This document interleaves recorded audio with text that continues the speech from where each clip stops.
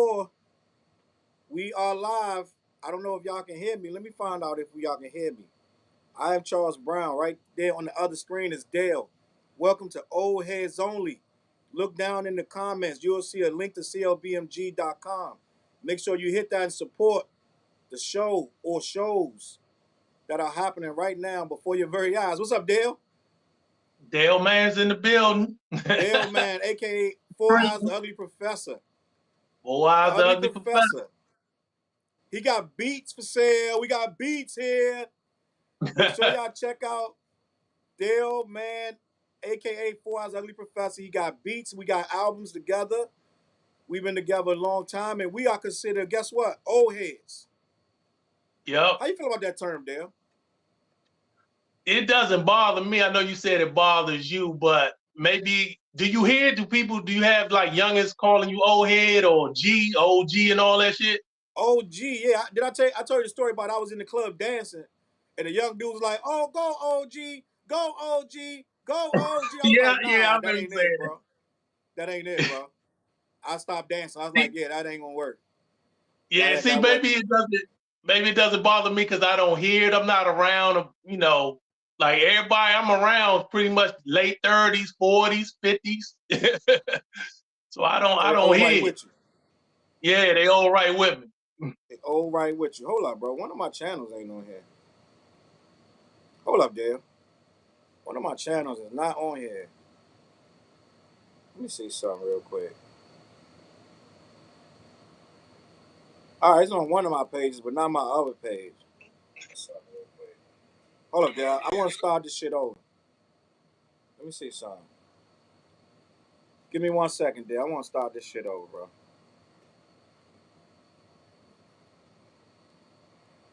All right, we should be good.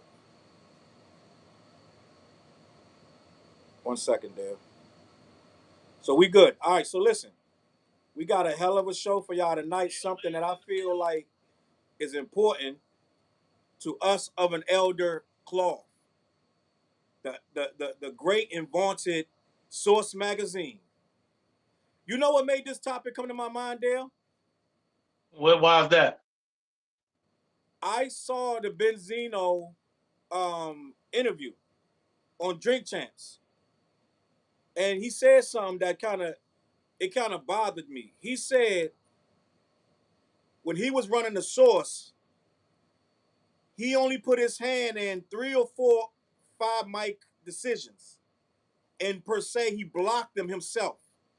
He said he blocked Outkast, Southern Playalistic from getting 5 mics. He made them give them 4.5 or 4 instead.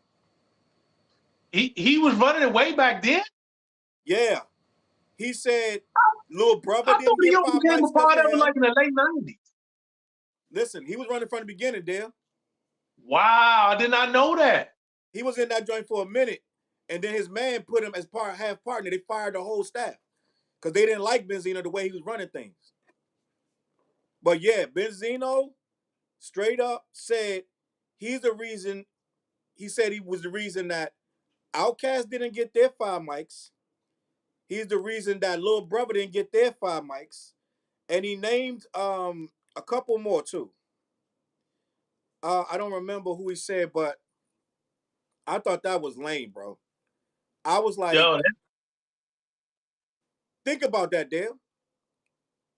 This dude blocked these dudes from getting 5 mics. He said he believed that the reason that Andre said the South got something to say was because the word got back to Dre that Benzino blocked their 5 mics.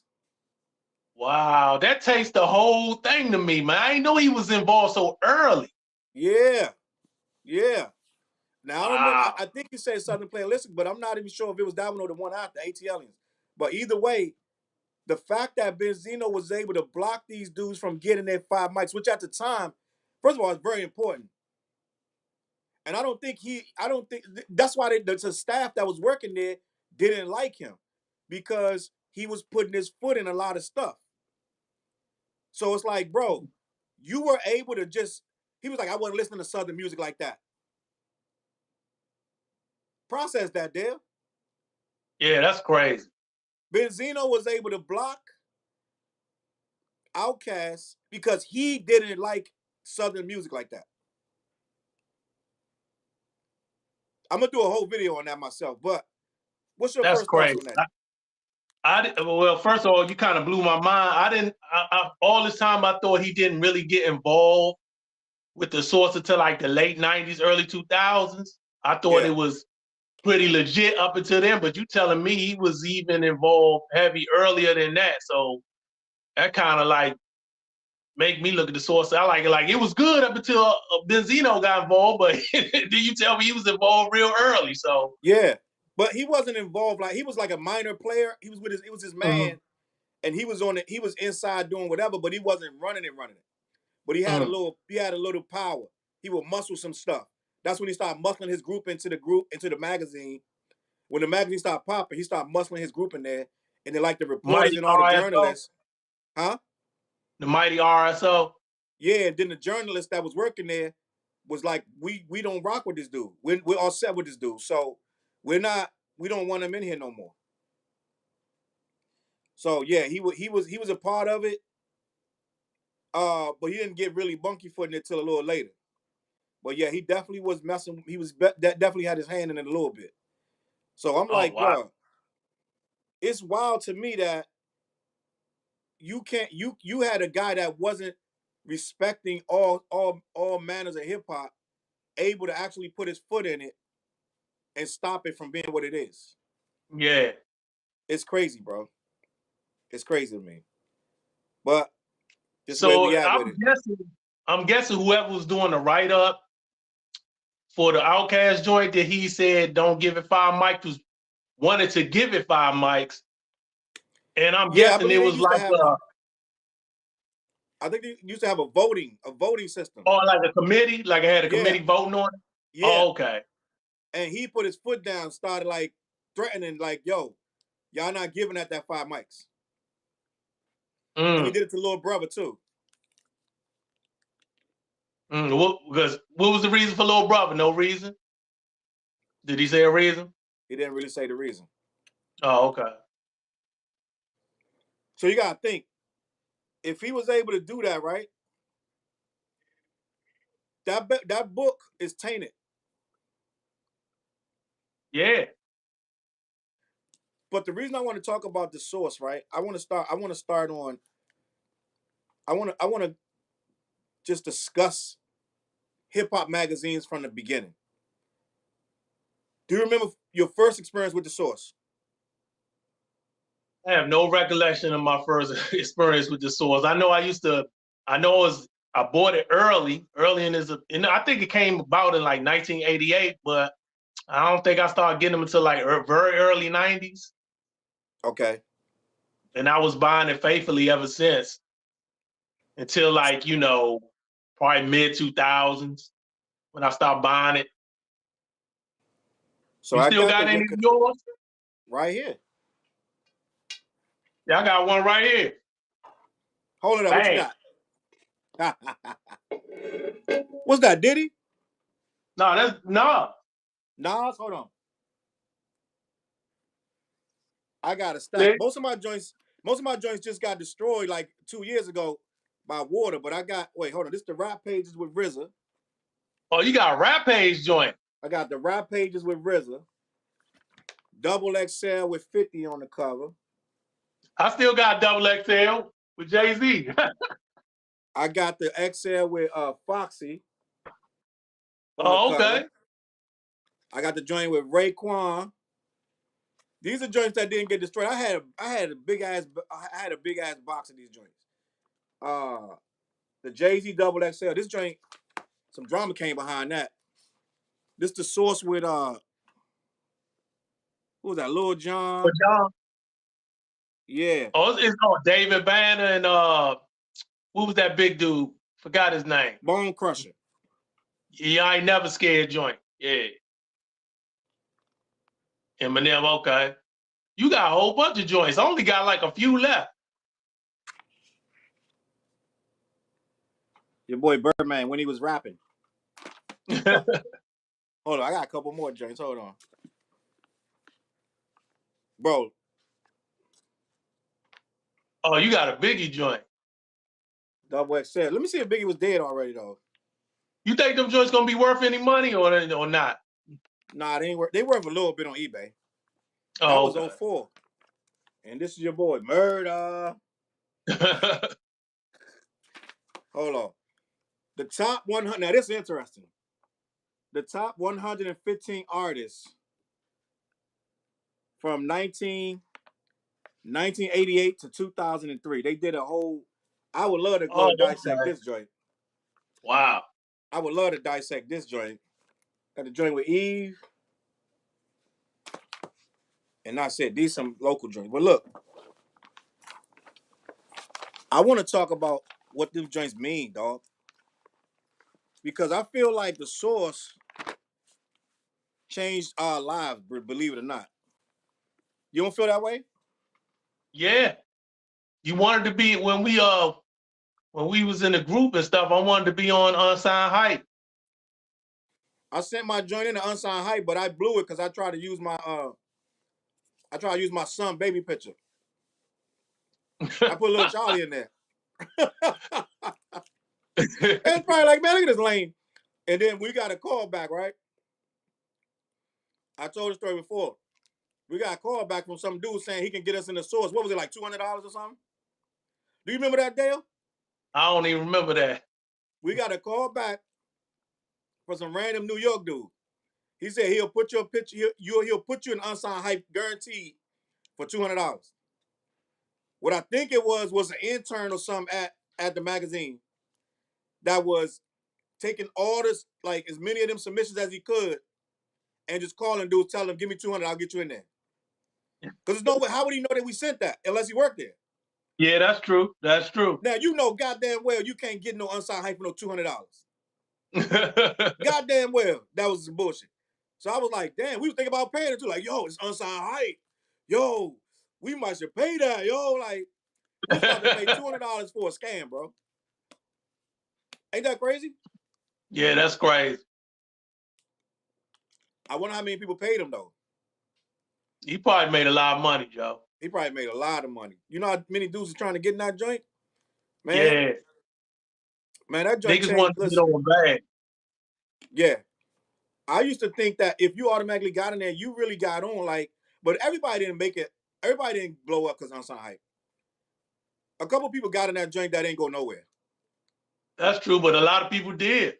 A lot of people did. Because labels started looking at you.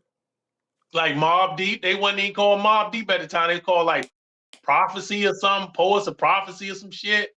Before they was Mobb Deep, they was in Unsigned Hype. Biggie was in Unsigned Hype. Huh? Biggie was in Unsigned Hype. Yeah, we don't know if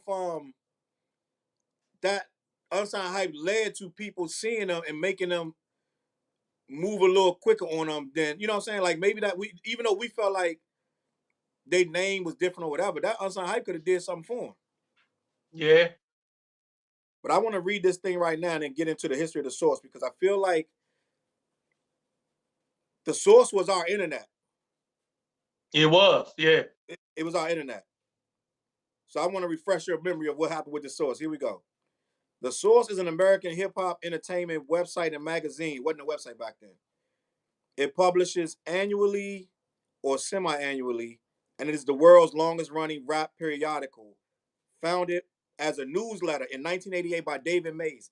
You know why I remember that newsletter? Somebody was showing me that all it was a one sheet of paper when it first was the Source with the albums and songs that was hot. That's all it was.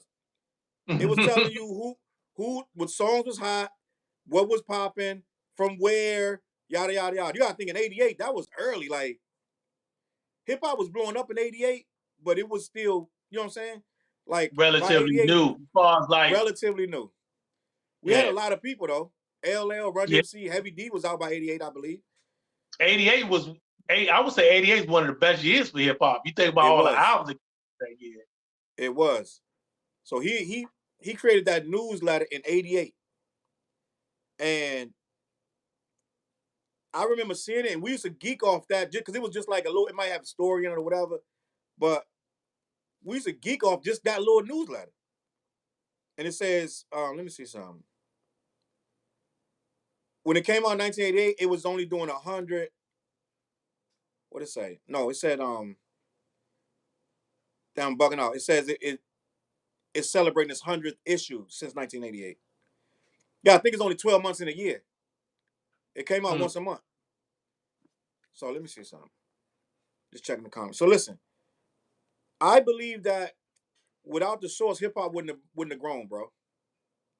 I believe that too. I believe that they kind of like made hip hop to what it is. So here it says that others that were involved were co-owners and editors Ray Benzino, Leon Scott between 2005 and 2010. It ain't really saying what his job was, but I know that he got half the company at some point. Yeah. So, and these are the 5 mic albums that they gave out: Tribe Called Quest first joint, Ice Cube America's Most Wanted, Eric B and Rakim Let the Rhythm Hit Him, Brand Nubian One for All. This is why they 5 mics used to mean so much, because they was usually on point. Yeah, they were usually on point. Even De La Soul is Dead, The Low End Theory, Tribe joint, Illmatic, Nas, they was on point. Life After Death, Biggie, Aquemini, Outkast, Jay-Z The Blueprint, Stillmatic, Nas, The Fix, Scarface, The Naked Truth, Lil Kim, Trill OG, Bun B, and My Beautiful Dark Twisted Fantasy, Kanye West. So I never agree with the Lil Kim joint or the Bun B joint. Really? But I mean, they were solid albums, but I never thought they was classic. I didn't think they was even borderline classic. I thought that Lil Kim album was real strong. I wouldn't say it was. I thought her first album was way better than that joint to me. But really, yeah, maybe they was giving it to her to try to like finally appease her or something. She was just getting out of jail at that time. Remember that? Okay. That's how she dropped when she got out of prison, got out of jail. Now they got 8 albums that was considered 4. They was originally given 4.5, but they ended up re-rated them to 5. I'm gonna tell you what they were: Breaking Adams, Main Source, Ice Cube, Death Certificate, Dr. Dre, The Chronic. How you get a Chronic 4.5 mics? How you get Death Certificate 4.5 mics? Yeah. That's crazy to me. Wu-Tang, 36 Chambers. Oh my God. They gave that 4.5. Ready to Die. The infamous Mobb Deep. Only Built for Cuban Links in 2001, Dr. Dre. So they gave Dre both times 4.5. That's crazy. Now they got albums that was originally 4 mics. It's only 6 of them. Grip It on That Other Level, The Ghetto Boys. Is that 5 mics? No. All right. Doggy Style, Snoop Doggy Dogg, Scarface, The Diary. Wait a minute, hold up. They gave they gave Doggy Style 4 at first? Yeah. That's wow. Wild. That's wild. That is wild. The Diaries, Scarface, which is wild. But yeah. They was hard on stuff. Me Against the World, Tupac. The Score, The Fugees. And Reasonable Doubt, Jay-Z. Then they gave Jay-Z 4 mics and then bumped it up to 5. So all of these joints to me is considered classic. Did I say now they got some albums that never was rated because Source didn't exist yet. No, actually, that's not true. Because All Eyes on Me, Source was out. It says albums that were not rated upon their release but later received 5 mics. Run DMC, first album, Run DMC. Radio, LL Cool J. License to Ill, Beastie Boys. Raising Hell, Run DMC. Boogie Down Productions. Huh? All the stuff that came out before the Source. Yeah, but there's some stuff on here that came out after. I'm gonna tell you. Oh, okay. Paid in full. Eric B and Rakim. By All Means Necessary. Boogie Down Productions. It takes a nation of millions to hold us back. Public Enemy. Long Live the Kane. Big Daddy Kane. Critical Beatdown. Ultramagnetic MCs. Straight Out the Jungle, Jungle Brothers, Strictly Business, EPMD, The Great Adventures of Slick Rick, Straight Outta Compton, NWA, No One Can Do It Better, the DLC, and All Eyes on Me. I think Source was out back then. Wait, maybe it wasn't. Let me see It was something.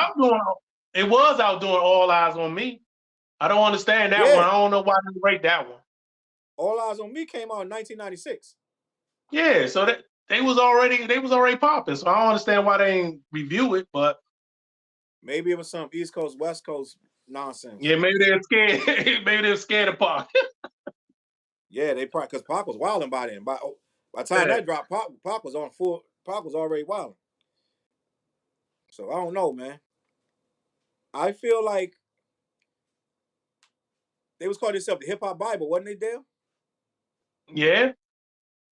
I feel like what happened with the Source was Benzino hand was in too much, and hip hop too subjective.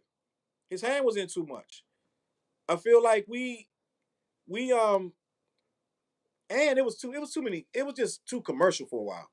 I remember the Source was like the Bible, right? Then that joint just turned mad. Every page was some ads about some fashion. Everybody had a clothing line. Everybody had. Yeah. Let me get this joint. Everybody had a. Let me look at this joint. This is a joint with Eve on the cover. Then they started doing the centerfolds. Oh, okay. Like, yeah. They started doing it. Just got too shiny, bro. Like, remember Double XL used to have like the video vixen layouts of the other month. Yeah, I think that's who started it was Double XL. But these magazines was the internet, bro. I used to read them from back. I used to read them joints from back to back, cover to back. Yeah. Even if it's somebody I didn't like, I used to read the interview anyway. That's what made it better though, because you didn't like, but you got to know somebody that you didn't like. Yeah. What Chop say? The mic system got messed. Oh, he's talking about. Yeah, he's right. He said that the mic system got messed up too. He's right. We was talking about the centerfold. Oh yeah, so the Source was all we had for a very long time, and I feel like a lot of dudes was able to buy their way in there. I don't know if you know about like all the like labels was able to buy stuff and bring it. I'll take it. And for mics, not necessarily. Well, I don't know about mics, but I know they was able to get a lot of. Thank you. If they was able to pay for an ad, they was getting more consideration for stuff. They was leaning toward the companies that was doing advertising. You know what I'm saying? Mm-hmm. Let me see what Chop said. So Chop said the people, you know what I'm saying, was paying for mics and stuff. Give me a second. I can believe that. It got really crazy. It got wild. And give me 1 second. Yeah, bro. So he said folks start buying mics for album. Payola messed up everything. He's right. And I feel like you could feel when it wasn't something real on there, right? Like something that got in there like, come on, dog, that shit ain't supposed to be in there. And for better or for worse, right? And I know a lot of people love Master P and they love No Limit, but to let them put so many ads in there, it kind of taint hip hop a little bit too. You know what I'm saying? remember when Master P had 50 albums? Yeah. And he was buying the middle spread. At one point, at one point felt like something every week was coming out on No Limit. Like they was dropping a new album from their label every week. Yeah. So it felt like hip hop was for sale, bro. Can you hear me, Dale? Did my sound go out? Yeah, I can hear you. All right. I can hear you. But I don't want to take away what they did, right? Because what they did, they kind of mimic what other magazines was already doing. All we had before the Source was Jet Magazine, Ebony Magazine, No, yeah. Remember you had Right On and Fresh? You had Right On, Fresh, and Teen Yeah, Tiger Beat. yeah, yeah. Something like that. Tiger Yeah, I know Beat. what you're talking about. We had Tiger Beat. And it was like you got your rap in there, and sometimes you got a little bit, but the source filled that void. The stuff that we couldn't get from nowhere else, the source would go deeper. Because we was into so much stuff, like they said, Breaking Adams.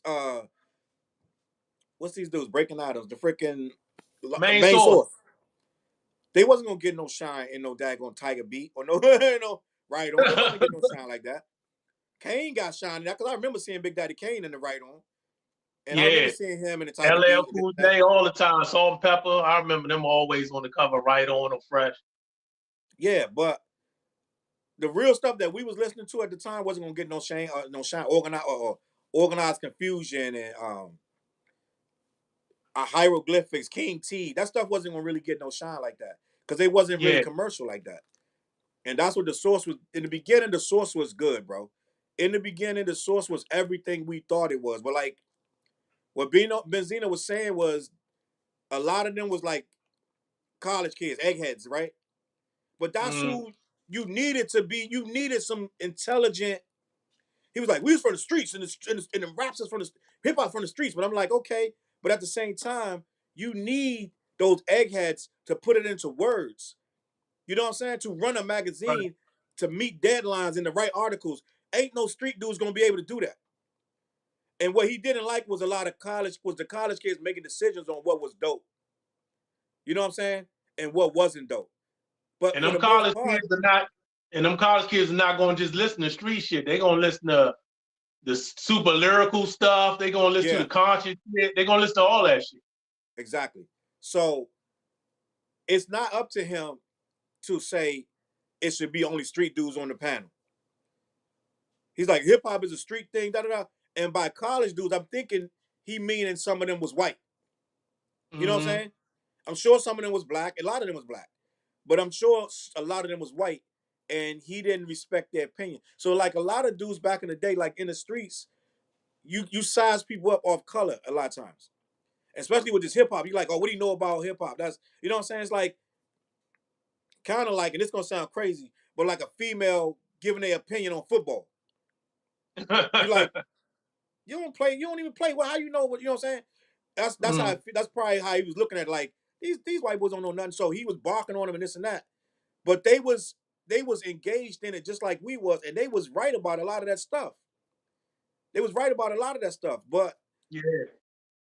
if he would have had his way, it would have been all thug stuff, all gangster stuff. You know what I'm saying? So that's Yeah. why he didn't like the quote unquote college kids running it. But it's the thing with that stuff is it's not just that you're street that makes you smart or dumb. Cause me and you was street and we was smart, right? Yeah. So it's like you don't necessarily we was reading comic books, reading all that stuff, watching Weird Science and all that weird stuff. Yep. And Revenge of the Nerds. So it wasn't that you was street, so that made you want to be hip hop. It's not about that. Cause the streets got so many different kinds of people. Yeah. And that was the problem. They were trying to people like Benzino was trying to lock it in and say if you ain't running around with your sleeves rolled up like DMX, you know what I'm saying, like or some rah rah all day and night, then you don't belong in hip hop, and that's garbage. You know what I'm saying? And Yeah. what I liked about the early Source before they was making a lot of money, because he said they wasn't. He really was honest and said Source in the beginning was only making a little bit of money. They was making money, but it wasn't like that. So they had to sell advertising space, which I understand. But when Yeah. the advertising space That's only business. Good business. is business, yeah. But when the advertising space started to lead to you getting more consideration with your mics, right? Los in the building said, "What up?" Salute to All Los. low.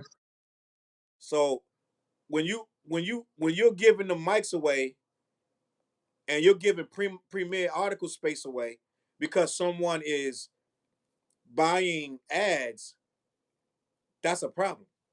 Yeah, that is a problem. You lose your integrity. I can see you you know, advertisement. I had no problem with that. When people start influence how you rate their album because they're giving up more money for advertisement, then that's when things get all messed up. Dale, I used to love the Source, bro. I used to love the articles. Bones Malone, all that stuff. Like Bones Malone, he on my Facebook page. He gave me a compliment years ago about one of my songs. I was really, really happy about that. This was a long time ago though. But like it was a lot of good articles. Do you remember when Star and Buck Wild joined the Source? Yeah, I remember that. How crazy Star and Buck Wild was in the Source, bro. It was nothing like the Source. They was the Boondocks. They really was the Boondocks. When Star and Buck Wild came into the Source, that was like Riley and what's the other dude name? What's the other kid name of Boondocks? Riley and Huey. Huey. That was them. Yeah. And it was like their articles were so vivid. It felt like you was running through New York with them. Like it was crazy. They was dissing everybody. That's where that original, they the original dissing publication. Like when them two dudes came, they was dissing everybody, hardbody. They was the internet before the internet. Mm-hmm. They was saying what all the angry dudes wanted to say. They were saying it. Remember, they was always about to get beat up by this person, that person. Yeah. Star and Buck Wild, bro. And I think Star and Buck Wild got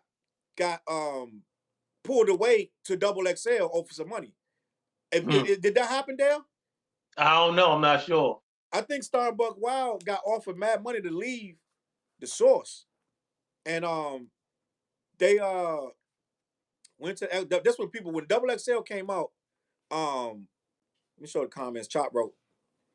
He said they was the Jerky Boys back in the day, but when Star and Buck Wild hit that damn Source, it turned that whole thing upside down.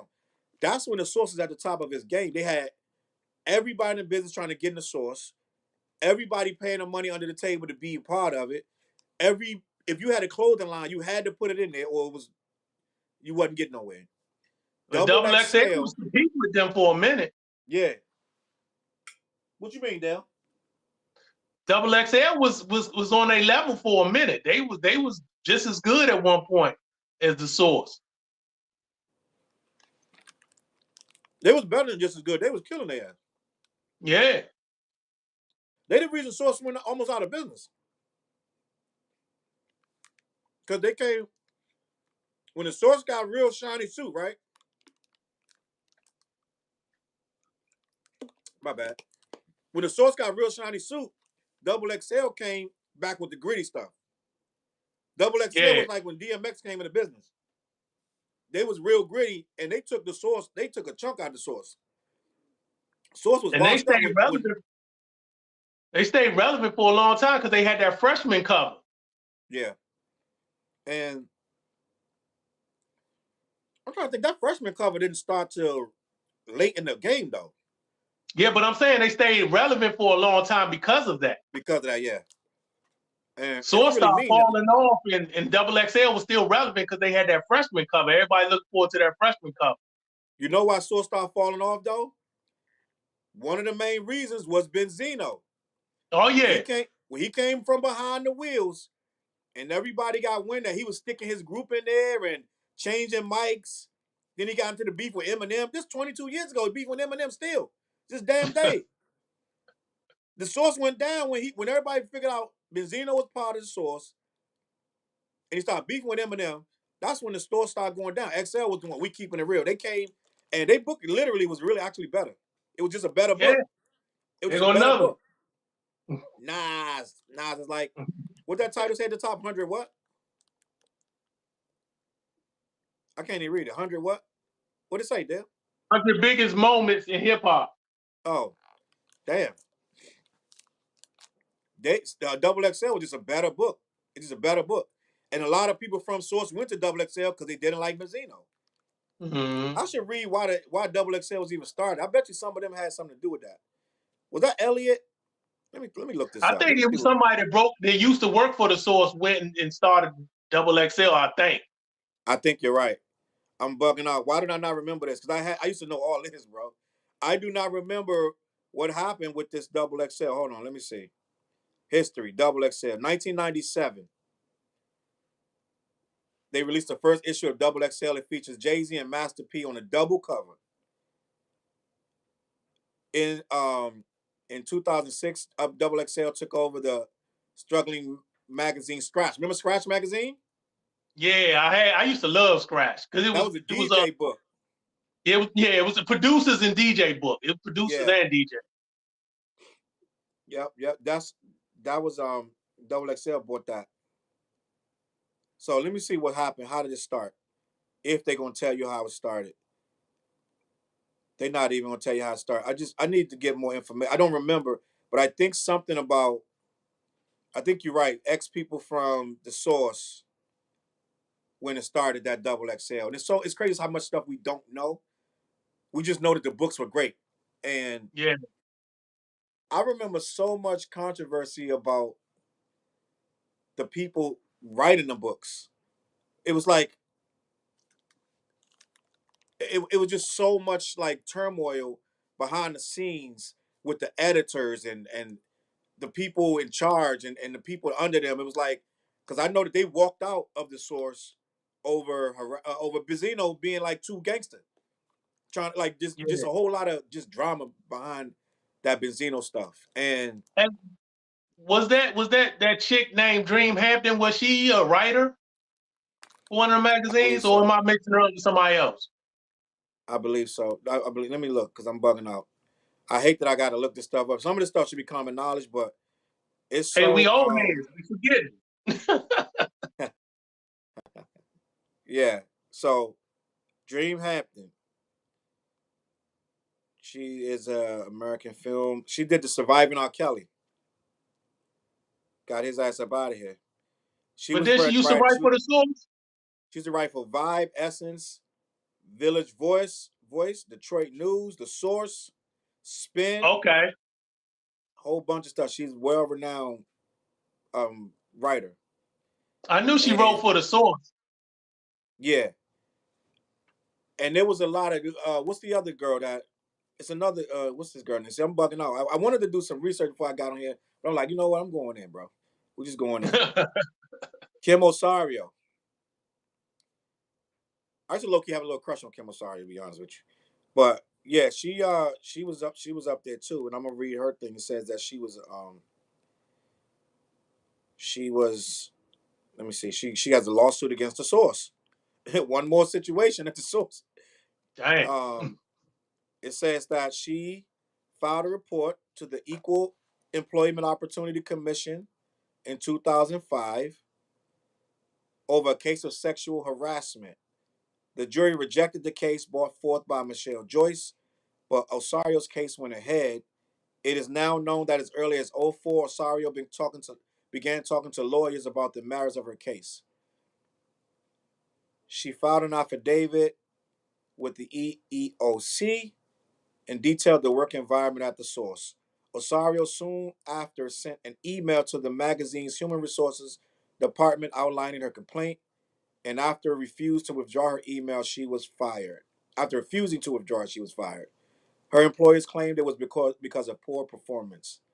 But she had a trial. It lasted 8 days apparently, and they said she had not been a victim of sexual harassment.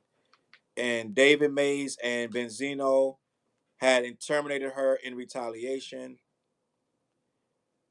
They said she wasn't sexually harassed, but they did retaliate against her. She got $7 million from them. Mm. So she did win $7.5 million from David Mays and Benzino, and it just was turmoil up there. It's like Yeah. you can't have nothing that big and nothing that. It's a lot of male dominated. It's a lot of things going on that's strictly testosterone up there. They said the source was like crazy. It was like being in the streets up there. Once this dude got up there, yeah. But we I felt like we as individuals knew how to separate that. Like we could listen to NWA and still go to work and flip burgers. Like you know what I'm saying? Like we didn't confuse trying to be all super hard all day because NWA was super hard on records. Like we could understand that life has more to it than that, right? But it seemed like Benzino wanted that all day and all night. You know what I'm saying? Like, oh, this rah, that this ain't hip hop. Like, hip hop bigger than that. Because if it's a black music, then the black people are bigger than that. We're not one thing. We're not just one. We're not just the Corner Boys is a small group of dudes. The dudes on the block that's hustling. When you peel back all the people in the hood, they're probably 2% of that whole hood. Right? Like, to be honest, it's not a 10% thing. Even if it's 10%, that's 90% of people going to work doing something else that's not hustling. So for hip hop to consider itself to be street and to formulate all this stuff around hustling all the time, like it won't make no sense because we're bigger than that. Right. You know what I'm saying? So a lot of dudes went to the army. A lot of dudes went to college. A lot of dudes went to sports. A lot of dudes went work at the post office. Like, a lot of dudes didn't do that. You know what I'm saying? So we don't need to be told over and over the streets is about guns and drugs and this and that. So I feel like when the Source tried to do too much, it was fabricating the lifestyle. Yeah. Like, they're selling alcohol. They're selling all kind of, like, it's weed papers. You know what I'm saying? They selling St. Ives. They selling, you know what I'm saying? Swisher Sweets and all, like, everything, you know what I'm saying? Just hood stuff, right? And I get it, the hood is what it is. But at the same time, we was more than that. And when you put the battery into trying to create a narrative in a magazine that's supposed to really show the whole thing, and all you start showing is chicks with bikinis on, you know what I'm saying? Like I'm looking through here right now, and it's advertisements for other rappers, which is okay, but I'm looking at alcohol advertisements, chicks in bikinis, dudes rolling up, whatever they rolling up, like, it's whatever, right? But for a long time in the 90s, it did cover the whole gamut of what hip hop was. In the beginning, yes. In the beginning. And I would feel say like most of the 90s it did that. Most of the 90s, I believe it did that. Yes. And I feel like we knew that it was kind of being exaggerated after a while because it became cartoonish. The rappers themselves became cartoonish. I remember when Eazy-E and them was on Rap City and they was mad at Ice Cube and they threw some ice cubes on the ground, started stomping on them. And it was like, that's Ice Cube right there on the ground. I was like, what's happening right now? It became goofy. It started getting like, they had to have these personas, and the book started to portray these personas, these bigger than life. That's when hip hop became it started not being believable. For a while, hip hop had got kind of corny. Like, it got really, that little era right around when it was like, it got so overly gangstified. You know what I'm saying? It got so overly gangstified that they started making the movies. What's the movie? Don't Be a Menace while you're drinking your juice in the hood. Don't be a menace to society while you're drinking your juice in the hood. Like, it started to become a cartoon of itself. A parody of itself. And the magazine started to be the parody. It became crazy, bro. I don't know, Dale. I believe that we will never get that again. Victor in the building, he says salute. What do you think what do you think the significance of these magazines are to this day, right now? Source, they still got a website. XXL, they still on Twitter. And Low says C4. XXL still on Twitter. They still got a website. Who else got these? Who else these other books? I know Vibe Magazine still floating around somewhere. I ain't been on none of their websites in a long time. I have to go to some of them so I can get stories when I'm doing news stuff. But their impact is gone because it's so many things out there now. You got hip hop DX. Yeah. That website, and you got other hip hop websites. Then you got all these hip hop podcasts. It's too Like much. all. Yeah. And it's crazy because they doing the same thing they was doing, but they doing it faster, right? Mm-hmm. Chop said Ambrosia for Heads is still good. But they was never a magazine, Yeah. though, right? They were? No, it's like it's a website now. Ambrosia for Heads, because they cater to the people that they know who their crowd is. They're not Yeah, you got chasing. the Rock the Yeah, Bells website. yeah. OK Player website.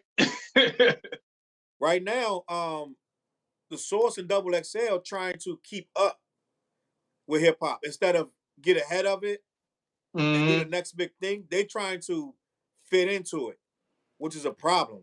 People don't want nothing that's trying to fit in. They want the stuff that's cutting edge.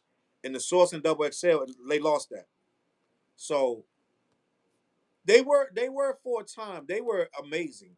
Like, I remember running to the store, and if I ain't had the money, we was creeping them things, putting it right up on our shirt. I remember we were going there 5 deep, and all 5 of us get a Source magazine. And, you know what I'm saying? And right in 7-Eleven. And which is Source crazy. had about a 20-year run. Had about a 20-year run. I think you're right. Let me see. I mean, they still around. I'm talking about 20 strong years. I ain't gonna say that, there. I say they had about almost 20 years strong. Let me look that up. I think the Source. This thing said that Double XL came out in 96, 97. Wasn't too much longer than that. Source went down. They were still popping in the 2000s. They was, but like that Double early XL, to mid 2000s, they were still popping. They were, but that wasn't. That's not 20 years. I said almost 20 years, almost, give or take. More give. So let me see. Let me try to pinpoint. Then that first issue came out 36 years ago. That damn newsletter. Mm-hmm. See, I wasn't aware of it. I wasn't aware of doing the newsletter time. Yeah, that's a little before your time. But let me see. Vic got a question about the Source. Let me see. He said, I don't really see the Source and Double XL being marketed very well on social media platforms. They really can't get their foot in there because there's so much stuff that's better than them now. Yeah. It's so much stuff that's better than them that it don't make no sense to really, you don't need to go to them. They really behind, they slow, they outdated. And then by you can tell that they're trying to keep up just by the way that they do their freshman list.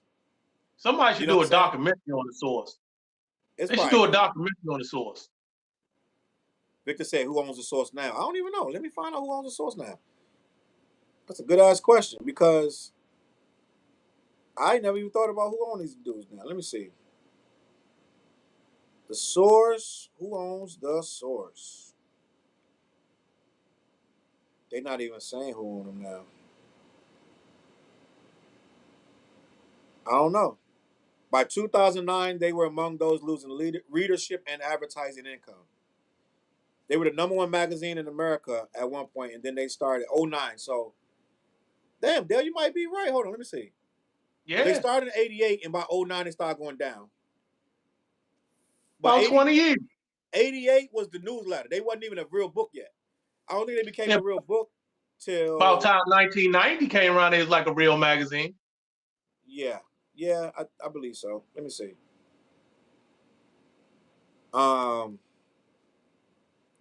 See, this history choppy. Yeah, they need a freaking magazine. I mean, they need a documentary because this history choppy in here, bro. Yeah, I would love to see a documentary on them joints. On Source and at Double XL. Do one on all them hip hop publications. Yeah, Joe. I don't know, man. I feel like Double XL started tearing them up, and then the internet beat them real bad, and they just couldn't keep up. Then you had the blog sites come out, all hip hop and all that stuff like that. What's the other one I used to love? SOHH. Support online hip hop. I think that's what it was stood for. I used to love SOHH. That was the biggest thing in the world to me. I used to be in that chat room all the time, like all hip hop and SOHH, and there was another one too. It's one more. I used to love how all hip hop used to they would put the song of the like the week or day or whatever. Like they was always finding new hot joints. All hip All hop, hip hop still doing things. they still doing shit. They still not as they right there with the source trying to stay relevant. I don't even know how all hip hop even make any money, dog. At one point, they was the god of hip hop. They was hip hop They get a gods. lot of interviews. They do a lot of interviews, like on online interviews with artists. They do, but they don't really do numbers. All hip hop don't really do no numbers. I don't know how they pay these people, be honest with you, bro. But somehow they still paying people because I don't see no mad dash to read or see what's going on in all hip hop or SOHAs because they constantly trying to rebrand themselves and they try to do articles outside of what's popping, which is I guess that's good. That's what you should do. It seems like they're still trying to find themselves. Like if I go to all hip hop, their YouTube page, which should be I think they do a lot of interviews. They do. Let's look it up. Let's see. But they get some good people on there too, from what I see. Yeah, they do. Let me look it up because I know all hip hop. First of all, let's go to their page. They site.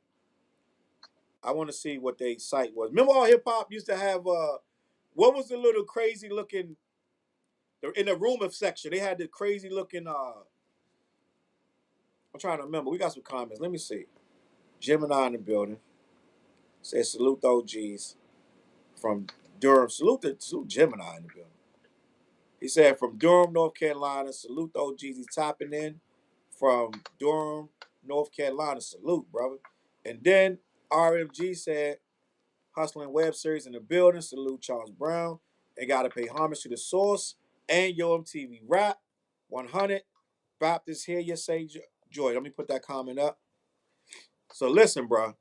I feel like my life without comic books and without the source would have been trash. Would have been trash. Because I was a homebody, bro. Like me and you was homebodies when we was young, bro. We was in the house listening to music, watching Power Rangers or whatever we was watching, and reading comic books and reading the source. We read comic books all up into like well into the I know I was still reading comic books late 80s. I stopped collecting when I was like 24 years old. That's when I stopped collecting them. Yeah, me too, because they got too expensive. But I don't know why. Maybe because I had other responsibilities. I could keep up with it. You know, you got your own place. Yeah, you got your own place. You got to pay rent. You got to pay car note. You know, you can't keep up with it. I had like 2 jobs at the time. I had time to read them joints. Remember you used to could get them delivered? I don't remember that. You don't remember the source book would come to your house?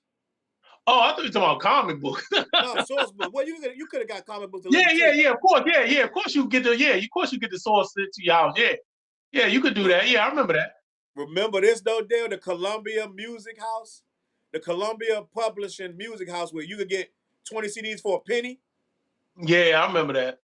And then when you would get the CDs after a month or so, the real bill would come. Like about 3 months.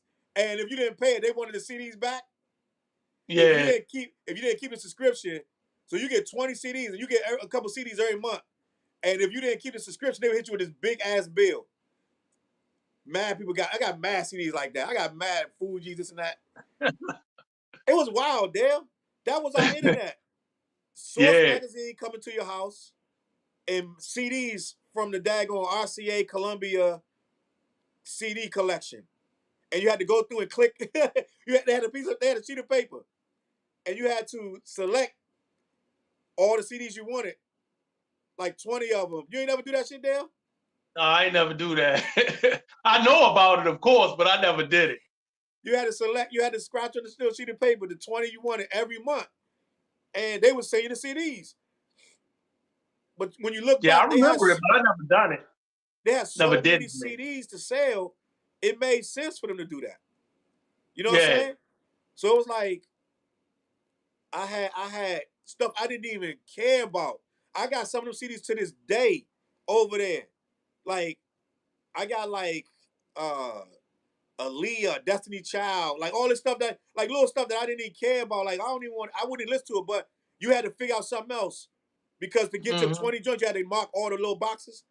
So like, all right, man, all right, Missy Elliott. You know what? Give me that Shania Twain. Damn, all right, Prince. Okay. All right, give me the other Prince. Like, just getting silly stuff because you wanted to get your little rap stuff in there too. Funny as hell, bro. But I digress. I digress. So I feel like, let me see. Let me check the comments. CEO said real talk. Chop commenting down the bottom too. Let me see what Chop said because I can't see it. He said, I started my CD collection because of that deal. Facts. Facts. Yo, I don't, but the thing was they couldn't do nothing to you if you didn't pay it. They could just harass you with a whole bunch of letters and stuff. And if they had your credit card, they could try to like charge it or whatever. But really, for the most part, it really wasn't nothing they could do. So the dudes got mad CDs. I'm telling you, I got a box so big, and it's all from that old stuff. I got mad CD. I'm gonna start posting my little CD covers and whatnot. I used to get so much joy going to the record store, Joe. Like the Wiz, Tower. Joe, I used to go on my lunch break, spend my whole hour lunch break at the Tower joint. They ain't even eat none of this shit. I used to love going to Tower Records, though. I missed them record stores. Joe, I used to spend hours there on the weekends. You know how crazy it was that we was buying cassette singles and cassette and the vinyl singles, like a vinyl. Because they had remixes. They had remixes on it. Remixes on the vinyl. The remixes on the vinyl. But them joints used to cost, I remember you might, for a vinyl single, you still might end up paying $18 sometime. Just for a single. A single with the instrumental, a remix, and acapella. Yeah. They charge $18.99 for that. Now, they would have these little sales, $9.99, or sometimes if it got old, it'd be $4.99 or whatever. But you know how much cake they made off us back in the 80s and 90s on that rap stuff? They caked up.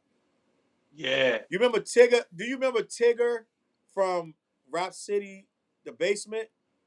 Used to work in Iverson Mall in that Tower Records.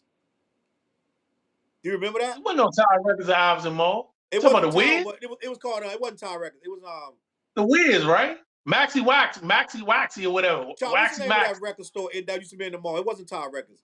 It was either Waxy Maxi or whatever that record store was. Tigger worked in that record store in Iverson Mall. Because I remember buying some records from him in that joint. And he was already starting to pop and was working in it. That's how we knew who he was. Like, oh, that's the dude from the Dot Out. He was working in that record store. Oh, wow. I didn't know that. Yeah, Chop said, I miss standing outside waiting for the Friday releases. I remember when the Double Wu album dropped and I was over at Tower Records on GW campus and I bought 2 copies of the vinyl and CD. Chop, when that Wu-Tang double CD came out, me, Dang, and Juan, and it might have been one more person, bought that joint, parked in front of Juan's house, listened to the entire double CD. Twice. Double CD. And I remember we didn't rewind nothing. I only pushed rewind on one song. And them niggas got mad as shit. I pushed rewind. I said, I want to hear that again. It was dog shit. ODB, dog shit. You remember that joint? Yeah, that was my joint. I said, I got to hear that joint again. I pressed rewind on ODB's dog shit. Them dudes got mad. What the fuck, yo? Don't be doing that shit. Like, that was the only song dudes got to hit twice. But, yeah, back in the day, them record stores was crazy. And a lot of times, the source was giving you the album before it came out or the single, so you had to wait. They would put the ads in there coming out. Like, they still do. Like, they give you coming out in June, da-da-da. Geeking.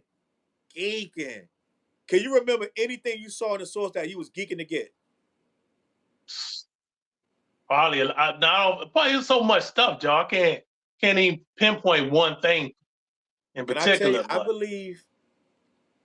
believe when I saw Life After Death, I was geeking. When they put the art, they had the advertisement for Life After Death in there, I was geeking. But Mary's brother Peter bought the Life After Death, and I'm gonna be honest. On my first listening to that, I thought it was too all over the place. I was like, this joint I still overrated. think it's too all over the place. You do still? Yeah. I think it's cohesive. I think he had to hit everything, and I think he did a good job. But I can see why you. I'm in the minority with that album. I don't have it as high as a lot of people have.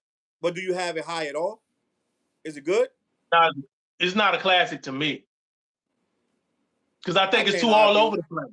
I got too many. I too many songs on it. It is a lot of songs. Double CD. I skip a lot of songs on it. Yeah. But when the songs are good, they good, Dale. Yeah, the highs are high, but like the shit like going back to Cali type shit and I know player, all that shit. I can't. Sky's the limit. I can't fuck with that shit. Sky's the limit is not bad. What about It's Bone and Biggie? It's Bone and Biggie. I like the Bone joint. I like the Bone joint. I actually like the Bone joint. Yeah, when I first heard Ready to Die, Life After Death deal, I was like, I don't know, man. But after I kept listening, I thought it was too commercial. But as I started listening, I'm like, yo, this joint got everything. Niggas bleed just like a lot of joints on there is like hard. He got some good joints like Pin Crack Commandments. I got a story to tell you. And it's like it evens it out. Them joints, when it's good, it's so good, it evens out. It evens out the commercialized stuff. So I was like, you know what? I'm gonna give this joint more chances, and it actually became it's a really good album. Now, when I go back and play old school stuff, I don't reach for that album, to be honest. I don't reach for Biggie I don't reach for that, but I still hold Biggie in highest regard. Biggie definitely, just off his wordplay, is a top 10 MC, and I don't care what nobody say. I know that we get the conversation, like we talked about it about 2 weeks ago, about his body of work and this and that, but I feel like Biggie done enough that his stuff is so good that he deserves to be in the top 10 to the end of time, because he was spitting stuff that nobody was doing. Like, he took a little bit of everybody's stuff. I don't knock you for saying that. He's just not my personal top 10, but I don't knock nobody for having him in their top 10. Right. I remember, so back to the source though. I remember, Dale, I used to flip past everything to get to the mics. Yeah, that's pretty much a lot of people. Flip past everything to get to the mics. You wanted to see who was getting $5 because you want to see what you gonna spend your money on. Yeah, and we believed it. I'm trying to remember what really happened to make you start saying, I ain't mess with them no more. I think it was the mics they didn't give. I think it was the mics when they didn't give the mics to the right albums. That's when we start acting funny about the source. Mm-hmm. When stuff was really good, you would see it get 4.5, yada, yada, yada. You be like, yo, I don't know what they're doing up there. It felt political. It felt like... It might be more so the ones they gave high praises to that you thought, oh, come on, this ain't it. Yeah. Yeah, too. And it was like a lot of stuff that was borderline was getting a lot of praise. And a lot of artists that was borderline was getting a lot of praise, in my opinion. But that goes back to the labels having their hand in it. The labels putting their foot in it. It's a whole business. It's a whole business. I wish I could get somebody on here from that. And you know what? I think I'm going to do that. I want to get somebody that's from that cloth, that was in that building, and just talk to them. Mm-hmm. We should have had somebody. I'm going to get somebody, you want to interview somebody from there? Yeah. I want to interview somebody from that line of, that life, that could give me more insight. Because you probably could get somebody that used to work there. Right. It's probably not as hard to get somebody from there at this stage. Let them tell their story, bro. Yeah. I just want to hear. But what these kids don't understand, they got it so easy. They can just go like I just did on Google and find out shit in 2 seconds. We ain't had that, bro. Nah. We had to wait a month, 2 months to get a half decent story. Like, and the internet did exist. I think it just said that the internet at 98. they had a Source magazine website. So by 98, we already had the internet, but it still wasn't like this. And 98 is a long time ago. Yeah. 98 that's damn near, what's that, 25 years, 24, 25 years ago? 26? Yeah. Oh, 26 years ago? If my math is mathing. So yeah, it's about 26 years. Yeah. So we had the internet. We had the internet. So people could get, before the internet though, it was tough. And even during the internet, it was tough. But them books was life, bro. Yeah. Them books was life. And a lot of beefs was carried because of them books. That East Coast, West Coast beef that they trying to make it, they try to rewrite history like the magazines created that beef. East Coast, West Coast was already beefing, bro. Yeah. They tried to make it like, oh, the media. No, dude. It was already popping.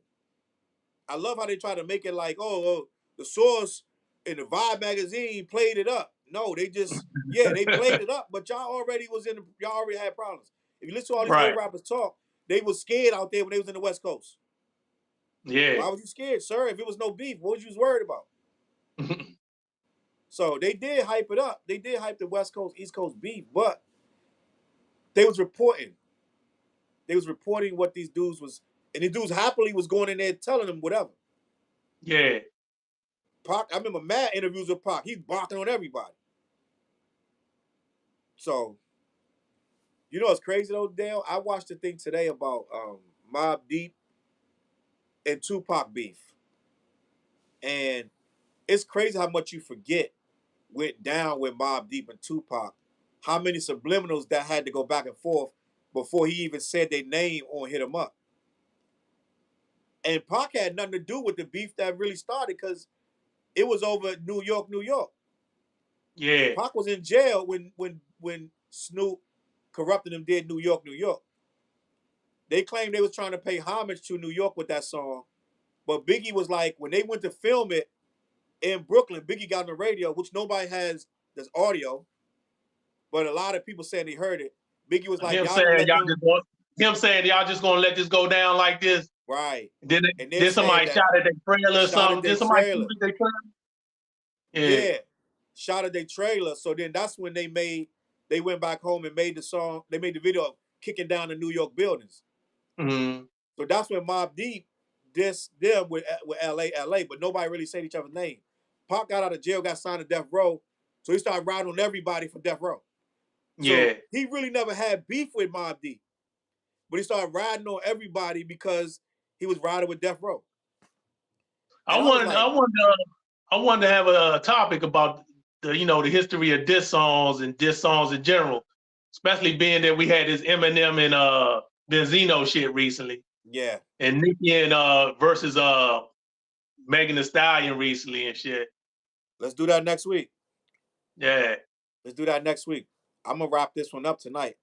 I think we talked enough about the Source and Double XL. Anything you want to add? Rap pages or something you want to talk about? No. I like to give like one recommendation of albums people should listen to that they might not be aware of. The new West Side Gun and Conway the Machine. I think it's called Hall and Nash Part 2. Really? With Alchemist doing all the production. That joint is nice. That joint is worth. It's only 9 songs. What? Short listen. It's nice. It's real nice. Alchemist doing the beats. Damn, that should have popped up on my thing. I don't know why it didn't pop up on my thing. It's called Hall and Nash Part 2. Look at that on the shout outs. All right, let me see. Conway and West Side Gun together. I see it. Damn, this joint been out. This joint say 2023. Yeah, I just heard it I heard it like a month ago. It just dropped on right before New Year's. All right, good luck, dude. I'm gonna check that out. Yeah, that joint is good. I recommend that joint. And I'm not a West Side Gun fan. I'm not a fan of his voice, but not really. Every time I try to listen to his joints, I give it one spin and I'm out. I give it one spin and I'm out. Hey yo, But I like when he get on the collabs with them, but I'm not like, I don't listen to a lot of his stuff by himself. I give it, like I said, one spin, and that's pretty much all I'm gonna get. I think he knows that. I think that's why he always got a lot of features on his joints. Yeah, that joint he did with Black Black Star. Black Star. Woo. They Yeah. bodied that joint though. He was out of his league on that joint. But he held his own, but he still was out of his league. Yeah. He had nothing for them dudes. That was a whole different. Well, he out his lead with Conway, but it still works. The album still works. All right, I'm gonna check it out. Chop said Hitler Wears Hermes is a classic. Hitler Wears Hermes 10 is a classic. Hermes. Is that the one with the joint with Black Star? Is that the album that got the Black Star feature on there? I think so. I'm not sure. I think so.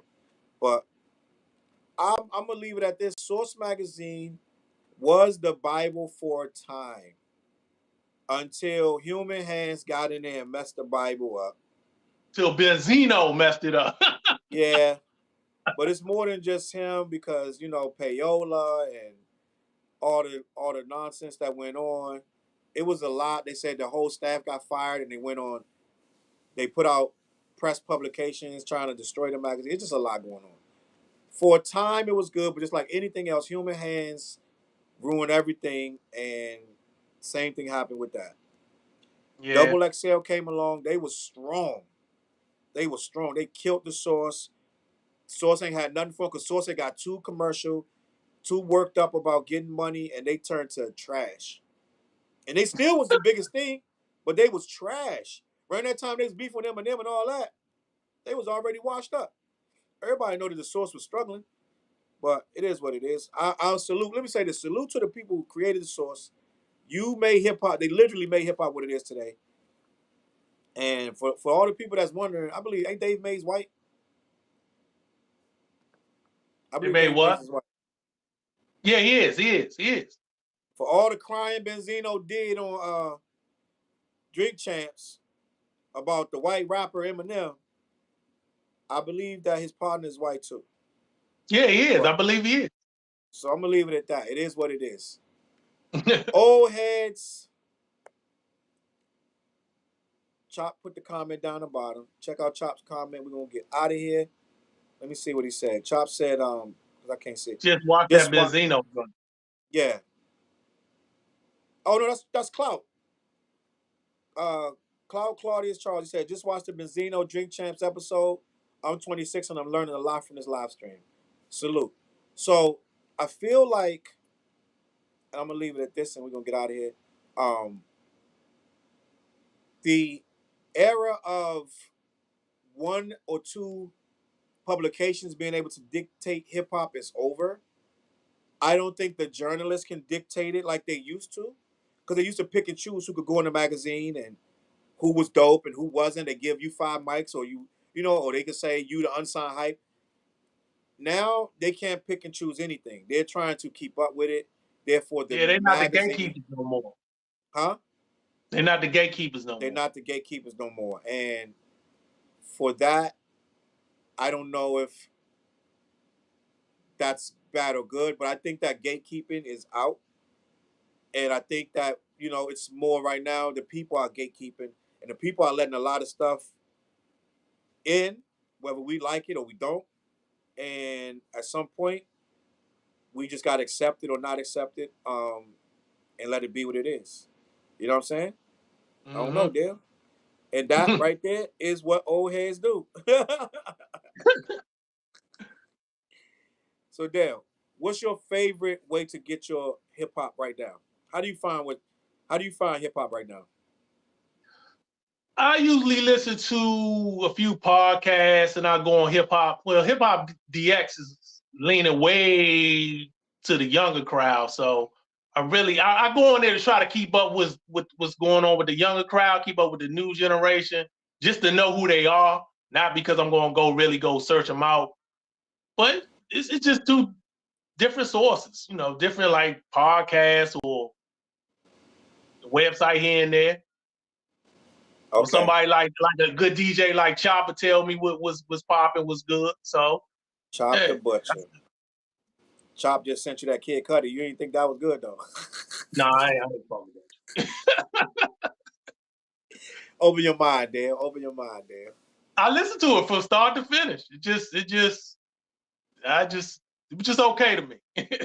Question of the day: did you listen to the Kanye album? You talking about the joint with what's his name? Ty Dolla $ign.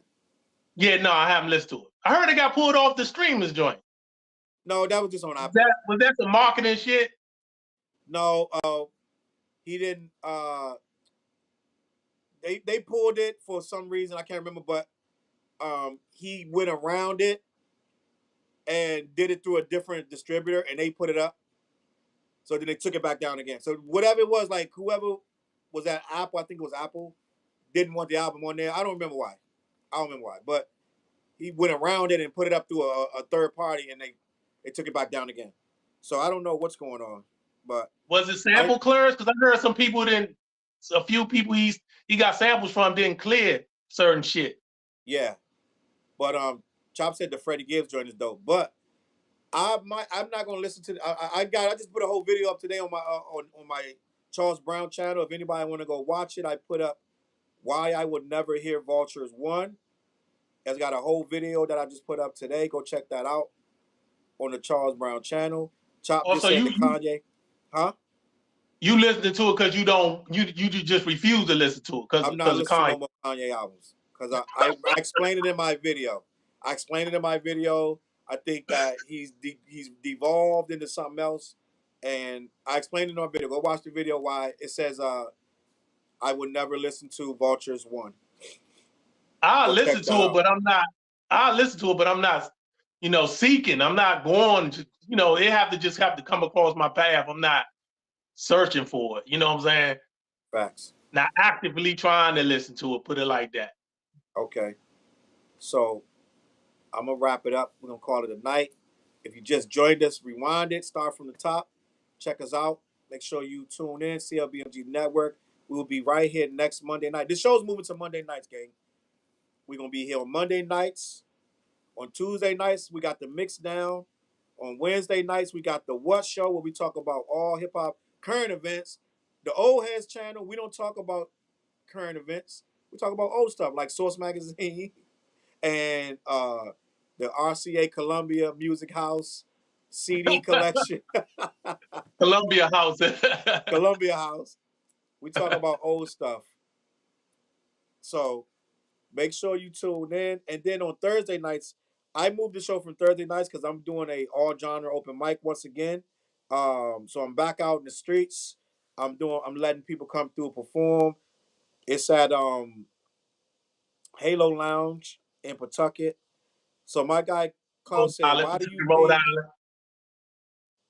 he said, why do you think Kanye's fans are so unable to see he's a shell of his former self? It's similar to the Trump cult, in my opinion. Well, it's exactly like the Trump cult. Once you start idolizing somebody as a cult figure, you can't see any wrong in them. That's why Jim Jones was able to make those people drink that poison Kool-Aid and kill themselves, because they believed everything he said. And not Jim Jones the rapper. Not Jim Jones the rapper. The real Jim Jones, who really killed a whole bunch of people in his cult because the police were coming to arrest him. So he made them all drink some Kool-Aid. That's why the phrase came, "Don't drink the Kool-Aid." Became a what do you call that when it's not it's catchphrase or whatever? A catchphrase, like that. So Kanye has people that idolize everything he does. It's going to stay that way for a very long time. There's no explanation for it. I don't understand it, but I do know that most of Ye's music has been trashed for quite a few years. And it's almost impossible to make it good when you got so many people hands in it, so many people writing and producing. It's almost impossible to make a good album when I got 40 people that are telling me which way to go with it. And he's still insecure about it, about what to put in. I heard this interview that Havoc from Mobb Deep. He said he produced on the Donna or the Jesus joint, one of them joints, and he sent them, the whole beat, drums, music, everything. And he said Kanye just took the drums out of it and had other people putting the other shit on top of it. Like he was taking like different elements from different producers and just putting it together. And he said he didn't even know he was doing that. He should I have. like that's crazy as shit. But that's what he do, bro. And how can you have a good shit like that? He wants everybody's fingerprint on it, but at some point it's too many fingerprints. Yeah. At some point it's too many fingerprints. All of the classic albums, think about most of the classic albums. They don't have 100 fingerprints. Them joints really got a very limited amount of people. You might have features, but it ain't like 50 people putting something into each song. Yeah. You can't make a cohesive project like that. So I think Kanye stands are a breed unto themselves, and they have become something other than like objective. They don't even let the album come out halfway. As they're on the third song, they're already on Twitter saying it's a classic. So it's like it's ridiculous, and I don't even listen to them stands. But check my video out, and we're gonna call it a night. You good, Dale? Anything you want to say? It was the Pablo joint. I think he was talking about it was the Pablo album that he had sent beat over and he the drums or something for. Yeah. It sounds weird, and it sounds like some Kanye stuff, man. And salute to Prodigy and Mobb Deep. The show I did with Mobb Deep was one of Prodigy's last shows alive, bro. Like the show he did with me, the show he did with me up in Rhode Island, where I got Mary's brother Peter to take a picture with him. That was Peter. You know, Peter passed away. That was one of his idols, and he got to take a picture with them. And not much longer after that show he did with me, he died. Oh, that's crazy. Wow, I didn't know that. That same year. And you know, so it is what it is. But salute, rest in peace. And old heads, man, we getting out of here, man. I appreciate y'all watching. Follow 4 Eyes, The Ugly Professor on all social medias. I'm Challz Brown. Follow me on that as well. Go follow my YouTube page. It goes by Dale Man. Dale Man. Stay less. That's what it is. Salute to Dale. Chop said dope show, guys. I had a good time as usual. We'll be back next Monday night. Unless we do something emergency gathering for something and we come back earlier than that. But for the most part, it'll be Monday night. All right. All right, gang. I'm going to catch y'all. Dale, I appreciate you. All right. Appreciate you. Bye. Peace. Peace, Dale.